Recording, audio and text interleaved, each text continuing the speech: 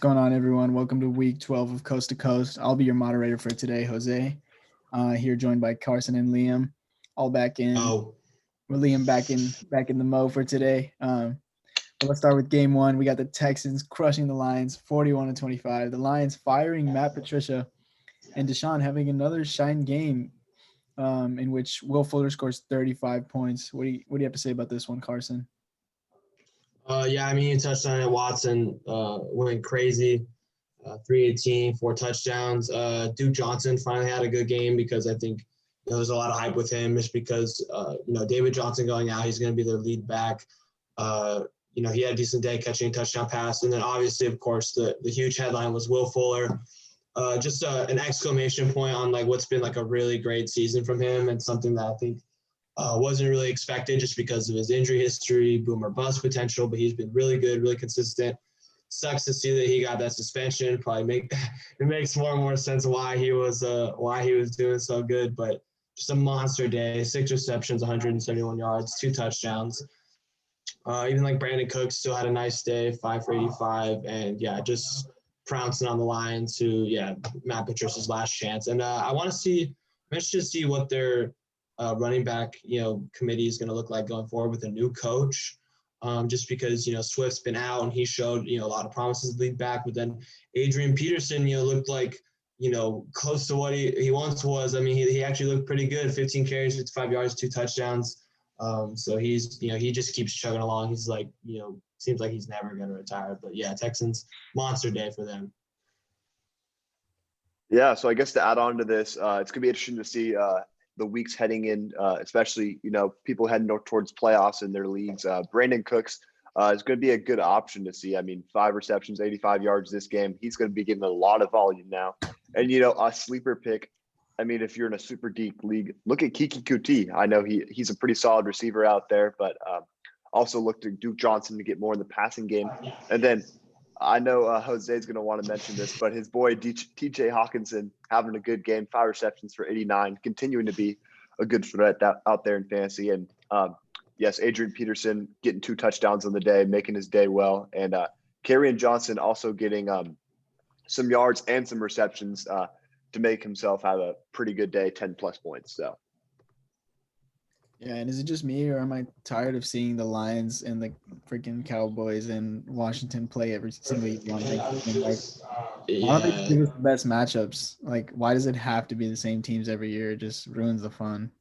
Yeah, that tradition has to end, bro. It's getting ridiculous. It's not even fun anymore, especially when they canceled the only game that was supposed to be decent, which was Ravens and Steelers. I know. Yeah. Put the Chiefs out there. We're moving on. Exactly. Washington just runs all over the Cowboys, 41-16. Antonio Gibson had a huge day, and their defense pretty much just won in this game. I mean, the Cowboys O-line went down early. They lost Zach Martin at right tackle, and then they lost Irving. That's what I thought. But I don't think they really recovered after that one. What do you guys have to say about this one? Yeah, I mean, is Zeke even worth starting at this point? It's pretty comical just how, obviously Washington is very good defense, but, he's just been not putting up those numbers. I mean, I wouldn't be surprised if he falls out of the first round next year in fantasy drafts. I mean, the way he's been playing this year towards the end of it. But Scary Terry, had a really good game, 7 receptions for 92 yards, was in the lead for receiving yards go after Thanksgiving, but then DK Metcalf and Tyreek Hill and Travis Kelce, who we'll get into later, end up passing him up. But Antonio Gibson feasting out there, 20 carries, 115 yards and 3 touchdowns, really showing that value that he was seeing beginning of the year. And now he's really feasting, especially against this Dallas defense that's been really lackluster this year. And then Amari Cooper with a solid day, was able to get a good long touchdown deep pass with 6 receptions for 112 and 1 touchdown. Yeah, I mean, Amari. Jumping off. Sorry, my bad. Keep going.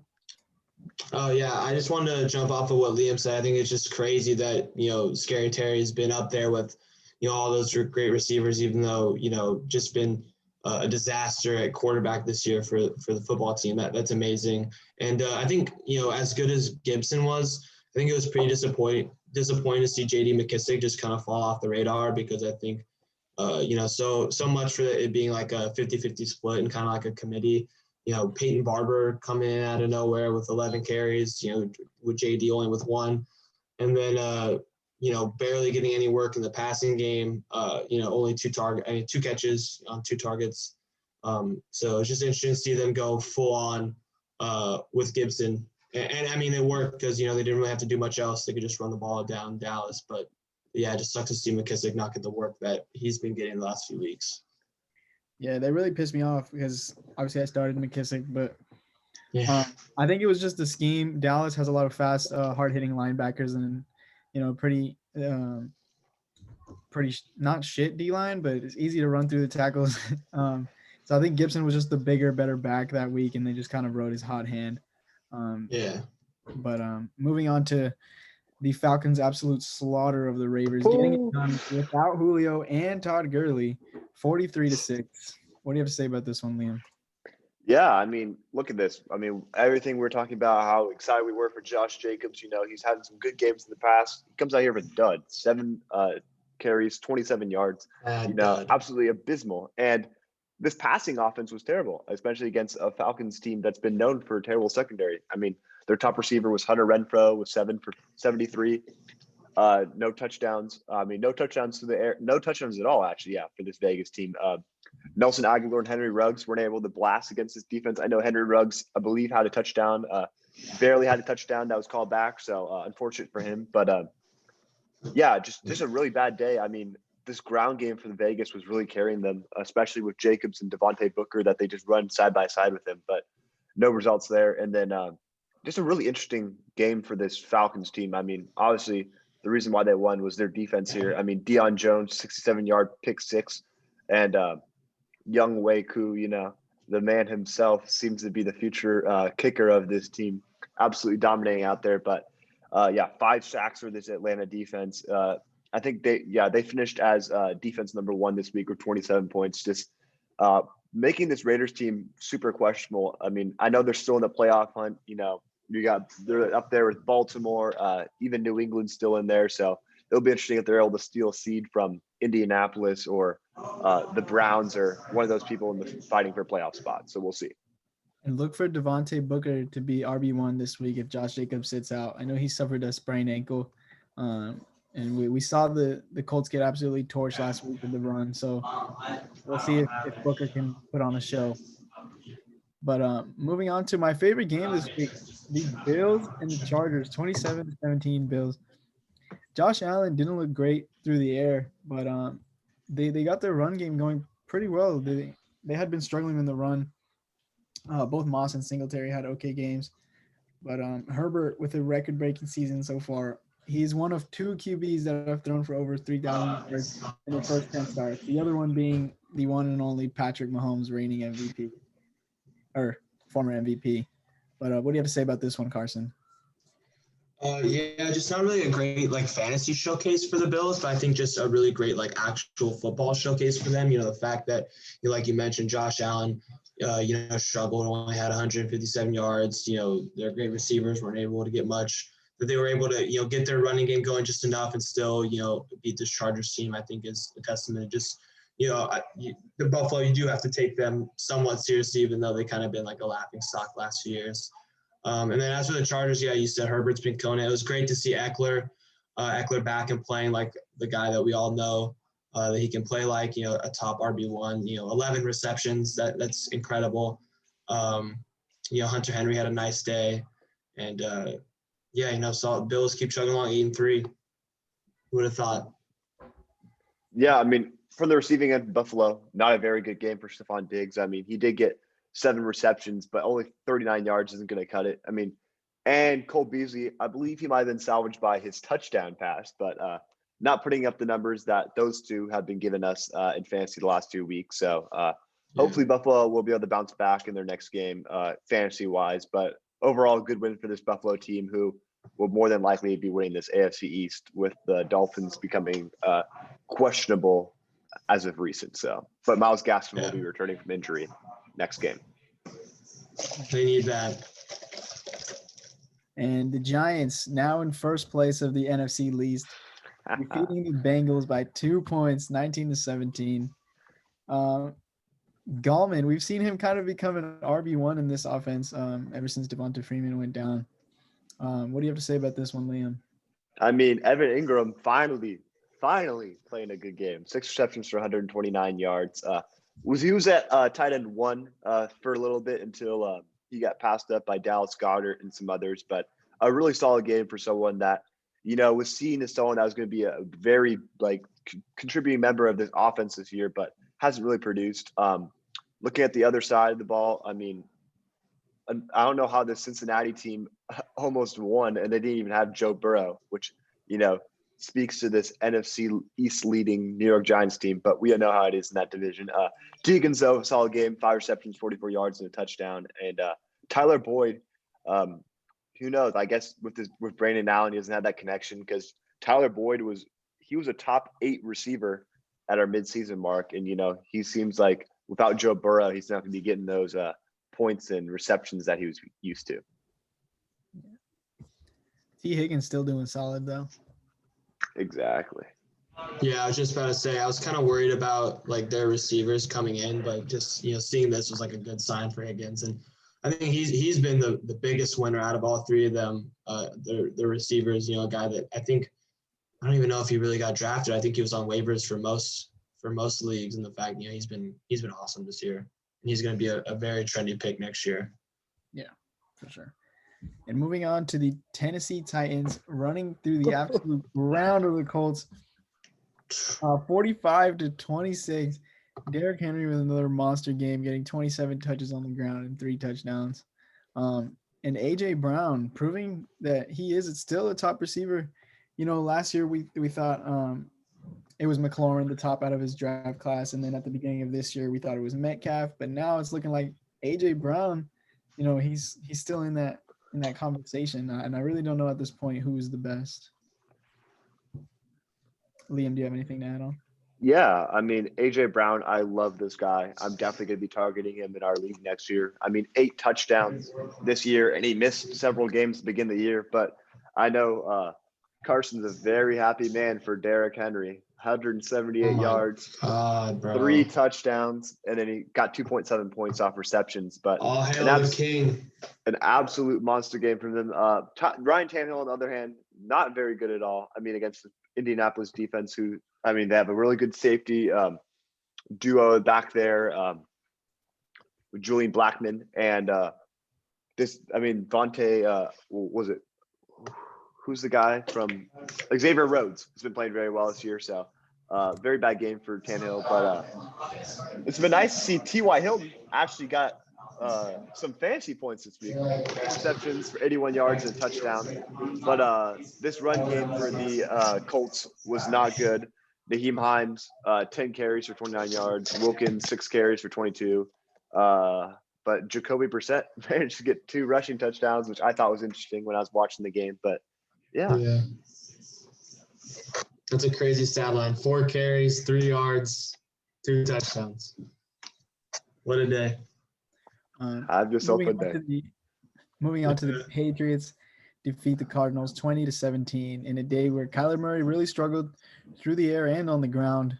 They just kind of shut him down, but this Patriots offense didn't look great either. I mean, Cam Newton throwing 2 picks, had less than 100 yards through the air.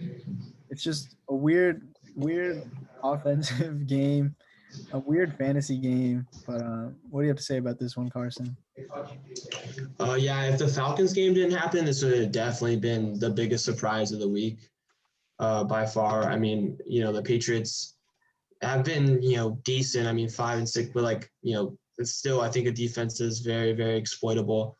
And I think, we talked about this, a couple of days ago. It's really just, I feel like it's just a coaching, man.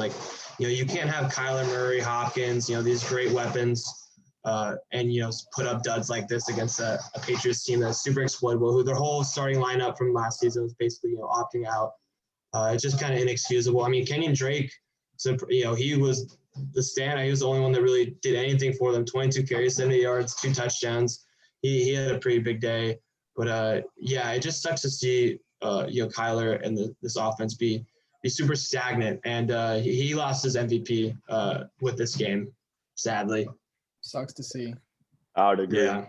Mahomes is taking that 100%, especially after the game he had. 100%. Put your bets in now. Mm-hmm. Moving on to the Vikings and the Panthers, 28-27 Vikings with Chad. Is it Beebe catching a game winner with 46 seconds left, and Justin Jefferson, another receiver the Eagles passed on, catching 3 touchdowns with set for 7 for 70 in this game. What do you have to say about this one, Liam?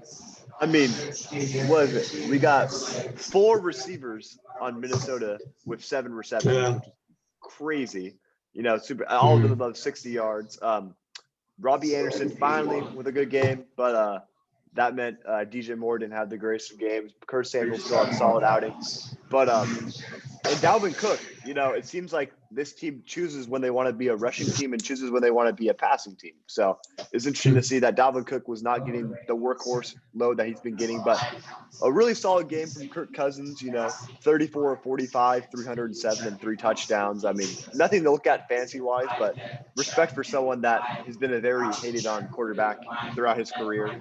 But, yeah, I mean, I think the story of the game, though, was Carolina Panthers rookie Jeremy Chin, who had 2 touchdowns back-to-back on defense, which is astronomical. He's raw. He is one of the best defensive backs in this draft class, alongside Julian Blackman. Super slept on, man. He's amazing. Moving on to the AFC East, which is what I'm going to start calling it now. But the Miami Dolphins defeat the Jets 20-3. Fitz getting it done. Devontae Parker with a huge game through the air, and Frank Gore, the absolute workhorse monster that he is, 74 yards on the ground for 18 carries.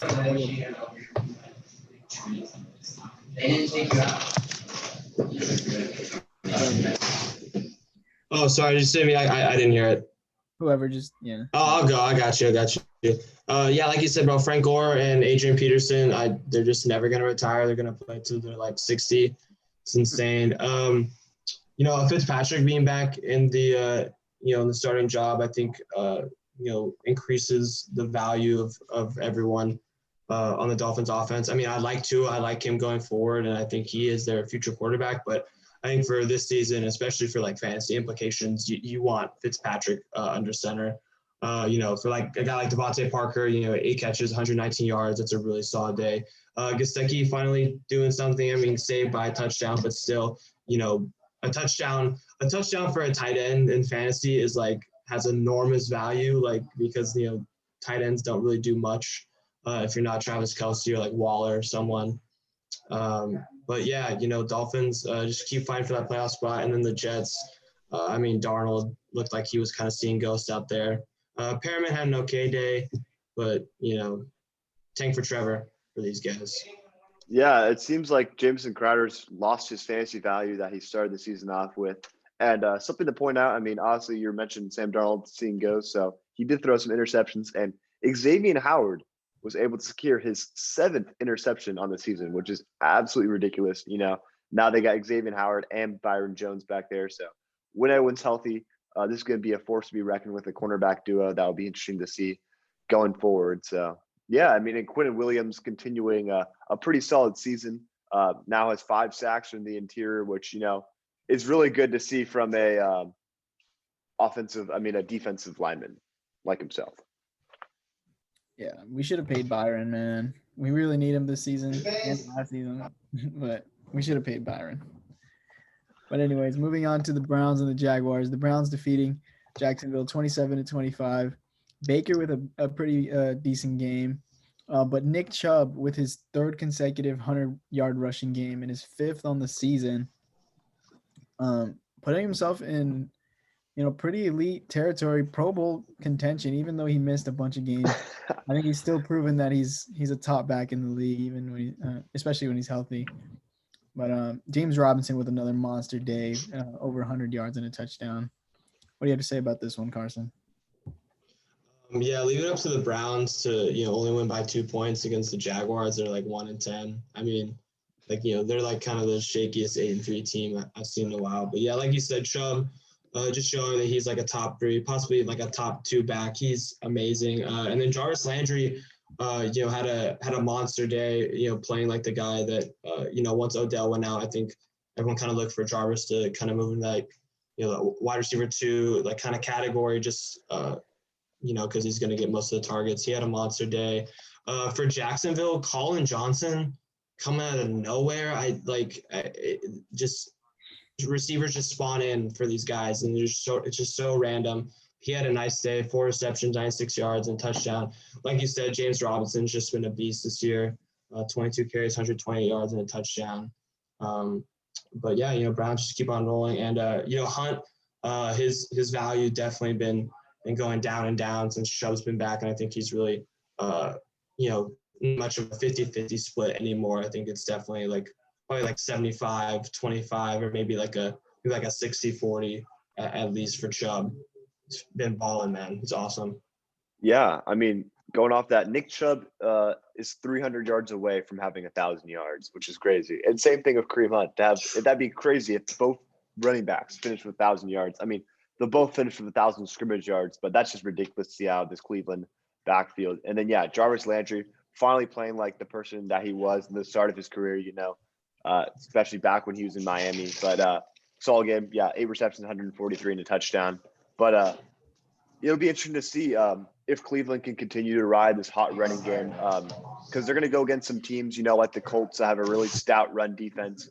And even in their own division, I know they got to face. Do they though? No, they got to go. Henry's running all over them. Chubb's gonna run all over them. I want to see if they can stop him.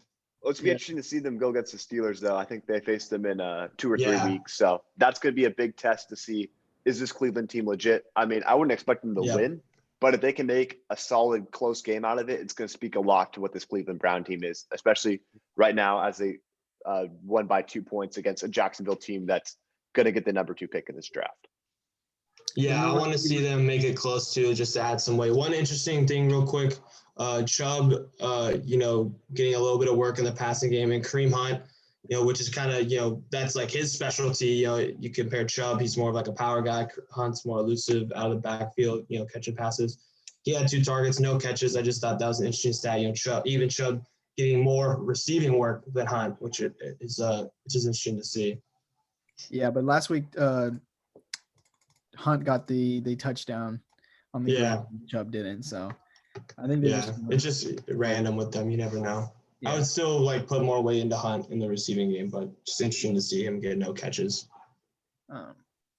And the Saints defeat the quarterback Broncos 31-3. I mean, people were hyping up the Broncos for playing without a quarterback, but the Ravens do it every single week. And I mean, it's not like the Saints really have a quarterback either. I mean, less than 100 yards through the air, less than 10 completions, and a pick. A combined quarterback rating of 34. Combined. But yeah, Latavius Murray balling on the ground, and no one on the Broncos. No one. Yeah, I was gonna say, I know you're a huge fan of Latavius Murray. I mean, 19 carries, 124 yards, 2 touchdowns, and a reception for 2 yards. A monster day in fantasy for someone that's the second back in this offense. And I mean, with Taysom Hill, he's kind of made Alvin Kamara lose a ton of value in fantasy. I mean, what do you have this week? 6.2 points, which is, super bad for someone that is the RB1 this year. So, I mean, who knows? Is he going to finish as RB1? If Dalvin Cook gets back to cooking like he usually has, who knows? Alvin Kamara might not finish as RB2 this year. I mean, Alvin Kamara will finish as RB2 this year. Yeah, this had to have been the cringiest football game I've ever seen. I mean, the fact that just every time I was on Red Zone, just what they're gonna do. They're not gonna pass. Whoever is in the backfield, they're catching the ball and then they're just running straight forward. It was insane. And yeah, I don't know. I'm not really sure what's up with the backfield situation, because it's not like Murray's really been getting that much work all year. I mean, this is really his big standout game. He hasn't really done much at all the rest of the season. I don't know if they're just saving Kamara, or they just don't feel confident enough in Hill to make those checkdowns or like give him more carries. I'm not really sure. It's just surprising to see Murray get so much work. Yeah, I think they are kind of saving him because they kind of got scared. I think it was last week, maybe 2 weeks ago, where he suffered a little groin hamstring type injury. Yeah. They're probably just saving him for the weeks to come. Hoping. Yeah. And I mean, obviously That's Murray what can I'm hold it thinking. down. Murray can obviously. Yeah. Murray's super talented. Yeah. Like he would be starting on a lot of teams. Yeah. But the tale of no touchdowns, all picks. The Rams lose to the Niners 23-20. Mostert with a comeback game, and Debo with also a comeback game, catching 11 for 133. Yeah. Ooh. Yeah, just a great game from Debo. The Rams running game continues to be the most confusing thing in football. They say they're not going to use Cam Akers, then they use Cam Akers. They're not going to use Darrell Henderson, but they're going to give him the most touches. I just don't understand it. But yeah, obviously I know you guys are going to have a lot to say about this game, so I'll just let you guys go off. All right, I'll tackle the Rams, and then I'll let Carson tackle the 49ers. I mean, the interesting thing here to look at is Cam Akers. Like you're mentioning, this backfield is a complete mess. Is it going to be Cam Akers? Is it going to be Darrell Henderson? Is it going to be Malcolm Brown? Who knows? I mean, Cam Akers, you take away his 61-yard run, he had 23 yards on the day and a touchdown. That's nothing. And then on the other side, Robert Woods was a solid game. I mean, him and Cooper Kupp did really cook up the Chicago defense a few weeks ago. I mean, it was a week 2 ago. So, I mean, disappointing performance for them. I mean, Richard Sherman did come back, so Carson and I are very happy about that. But otherwise, Aaron Donald was causing tons of mess out there in the backfield, a sack, but he also had a TFL and 4 QB hits. Just the most dominant player in football. There's no saying anything about it. And and then Carson, I'll let you handle the 49er side. Yeah, definitely. I mean, great to see Mostert back. 16 carries, 43 yards, and a touchdown. When he's healthy, he's our guy. He's our most fantasy viable running back for sure. I think just a big what if, not just because he was on my team, but just in general, because I think if he was healthy the whole year, I think he really could have done some damage. I think he really could have been an RB1 just because he's so talented. The scheme is great. Just wish he would get a little bit more work in the passing game because we've seen it, when he does get the ball, he's great in space. He's great, check downs and whatnot. I just wish they would use him a little bit more. Debo, like you guys mentioned, freaking went off. Whichever one it is, Debo or Ayuk, start them because they're our guys. I mean, we don't really throw to really anyone else. I mean, Bourne will get, some targets every now and then, but Debo and Ayuk are wide receiver ones. So whoever is playing or not doesn't have COVID or whatnot, start them. But Niners, I mean, I thought they were kind of they were basically a corpse a few weeks ago, but they're still hanging in there, man. It's just a testament to how a great of a coach Kyle Shanahan is. Yeah. Well, I mean, not in the last few minutes of games, but for the most part. Or in the Super Bowl. Yeah, or in the Super Bowl, but for the most part, he's really great. But moving on to the Chiefs defeating the Buccaneers 27-24. Sheesh. Patrick Mahomes with an absolute dominant performance, 462 yards through the air and 3 touchdowns. But the real story here, Tyreek Hill, 13 receptions for 269 yards and 3 touchdowns. Caught every single touchdown pass from Mahomes. And just an insane display of offense through the air. Not really the ground, but we've seen them kind of shy away from the ground game and go towards that passing game. But what do you have to add on to this one, Liam? Yeah, I mean, 57.9 points for Tyreek Hill. I mean, we saw Tyler Lockett go off against the Cardinals. Now we see Tyreek Hill with a monster game. I mean, this is what you got to expect from him. He's the most explosive player at receiver in football. I mean, he's not the best receiver, but that boy is the biggest deep threat that I've seen in my time watching football. I mean, absolutely ridiculous. And just going into it, I mean, Travis Kelce still managed to have a solid game, even though he didn't get a touchdown or a ton of yards. I mean, now him and Tyreek Hill are number 1 and number 2 in receiving yards in the league, which is absolutely crazy. It just speaks to how explosive this Kansas City offense is. And I was watching a video about it, how this Kansas City team needs to avoid trying to have that Golden State Warriors mentality that they're so good that no one else can beat up to them. Because, I mean, they did allow Tampa Bay to score 14 unanswered in the fourth quarter. So, I mean, make sure that they're still staying strong on defense, because their defense was the reason why they won the Super Bowl. So they need to make sure they're strong there. I know L'Jarius Sneed has been playing a super good year at cornerback, a rookie. So hopefully this defense can come around. I mean, Tyrann Mathieu and Rashad Breeland both picked off Tom Brady, but as we've seen, it seems like this Bruce Arians offense, or it's Tom Brady, is super turnover prone, as we've seen over the few weeks. Yeah. And I've never seen so many big performances in a single year. I mean, this is our second 50-point game from a receiver this year. And I'm looking at a stat right now that says it's the second most points in a single game of all time in PPR, just behind Jamal Charles' 59 points against Oakland 7 years ago. He had like 38 in the first quarter. I mean, what is that, dude? Yeah. What? Yeah. You can't guard him. I mean, they kept putting him out there one-on-one. It's like, what do you expect? He's going to cook anyone. Henry had that in the half, and I was like, holy crap. And then this dude, a few hours later, does that in the first quarter. Like, insane, man.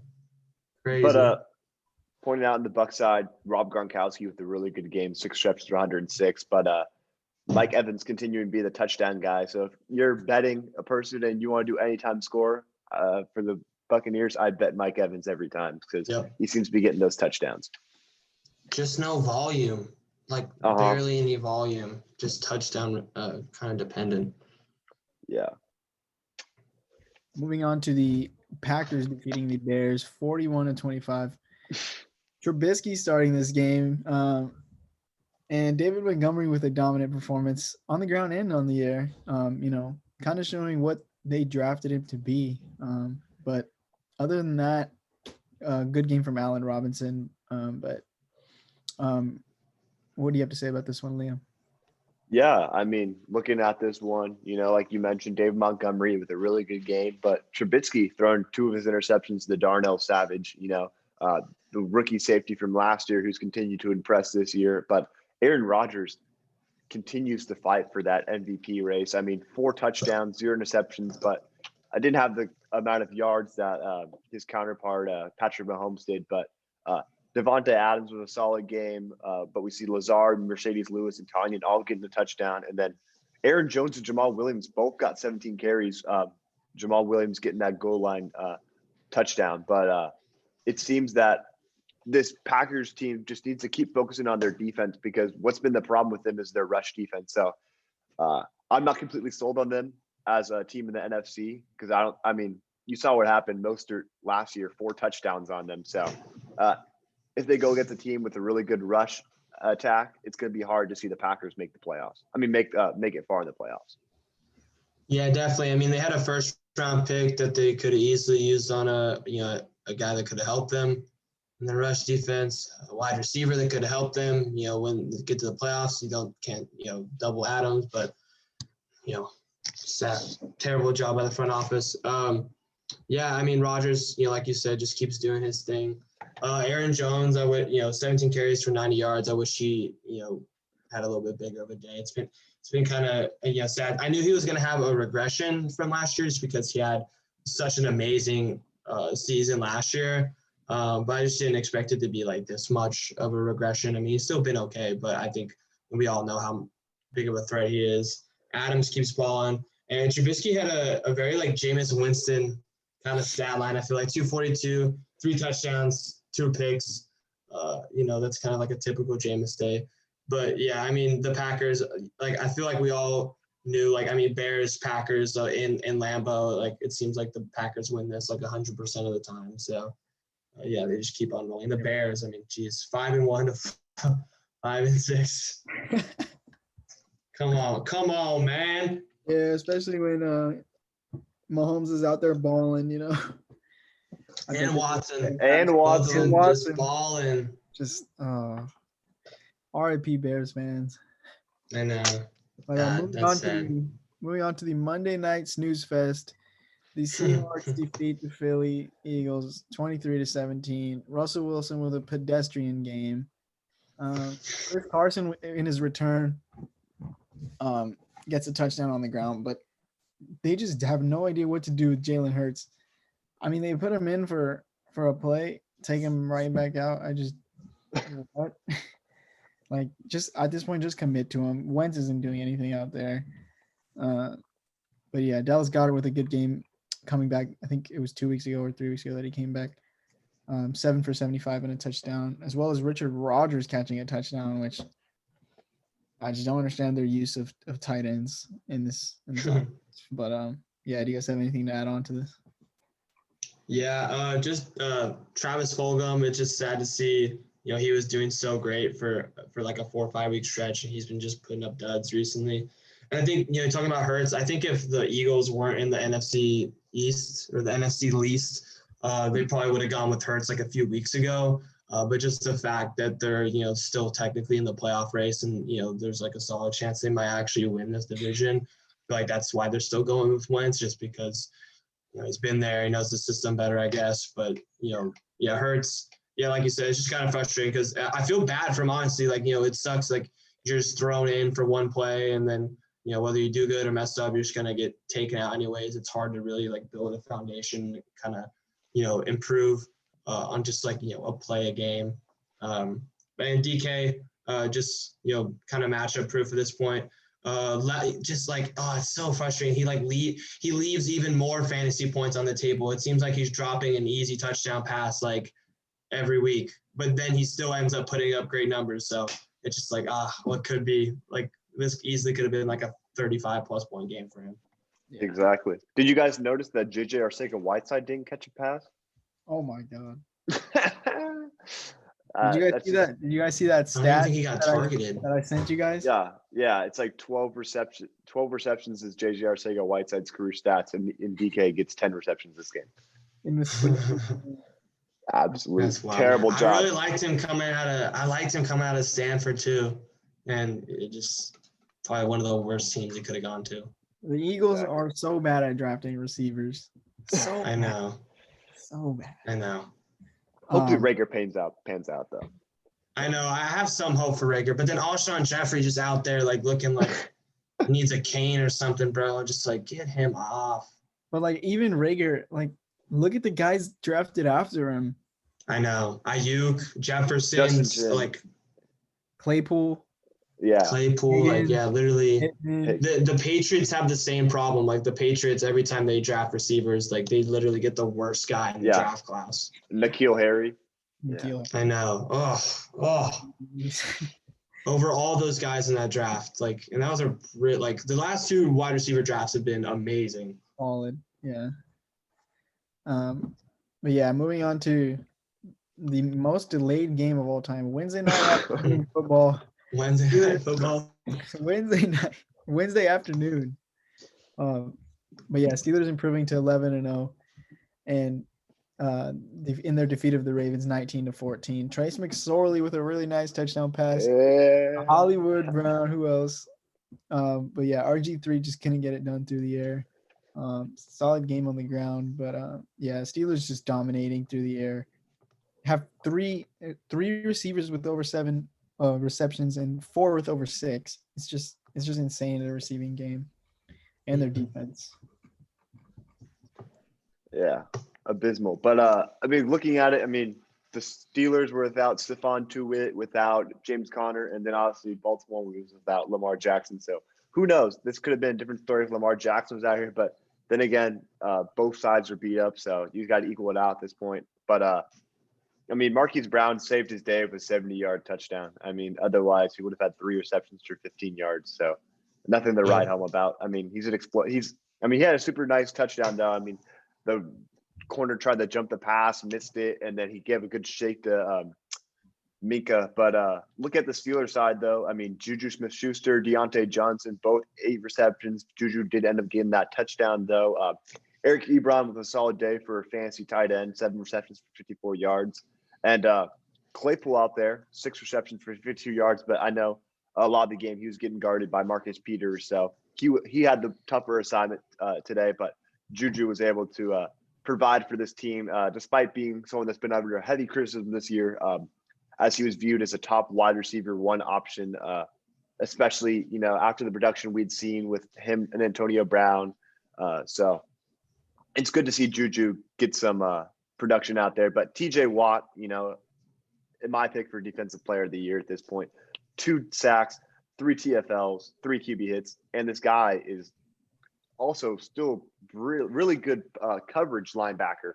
And he's number 1 in PFF's edge rushing statistics. So, it's good to see that this Pittsburgh team is led by a strong defense, because that's what's going to carry them down the line. Yeah. And I mean, Yeah, we're gonna see Trace McSorley all over TikTok with this pass. I'm gonna be hearing that sound the next week and a half. Yeah. But the Steelers, I really want to see them match up against the Chiefs in the playoffs at some point. Just really want to see how they duke it out. I think it's just going to be an absolute air raid. Yeah, we need that AFC Championship game desperately. Yeah. I think that would be really great. Yeah. But moving on to our team of the week for Week 12, we got Deshaun Watson leading us off with 33.12 points. Back-to-back weeks as a QB1, kind of, free Watson. But Derrick Henry with 38.5. Gibson on Thanksgiving with 36.6. Tyreek Hill, obviously, with his monster game with almost 58. And Will Fuller, Mr. PEDs himself, 35.1. Dallas Goedert, 20.5. Jarvis Landry, 28.3. The Falcons special teams and kicker putting up 48 points. Insane. But Young Wake 21 and the defense with 27 in a almost 300-point week compared to last week. We saw I think it was 234 or something. But yeah, just an insane week. But that's gonna do it. Was that our highest week? Yeah, I think so. Probably. Yeah, because I don't think we covered it. Close though. Yeah, that's going to wrap it up for this week. We'll see you guys next week in week 13 of the Coast to Coast podcast. This is signing out. Peace.